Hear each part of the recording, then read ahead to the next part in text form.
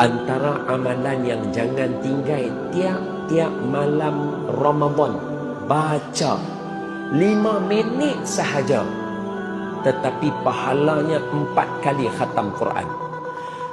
Bacakan Al-Fatihah 3 kali setiap malam. Maknanya dah habis tarawih dah. Dah habis apa semua tarawih dah apa. Kira sebelum nak langkah kaki keluar, sebelum nak keluar, duduk sah.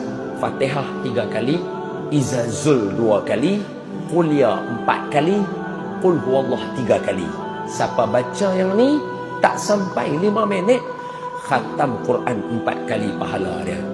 Tiap-tiap malam Ramadan 30 kali kali dengan 4, maknanya 120 kali pahala khatam Quran buat di bulan Ramadan. Allah boleh ganda sampai 700. Kalau kena malam Lailatul Qadar, tuan-tuan, umpama khatam 4 kali pahala dia selama 1000 bulan.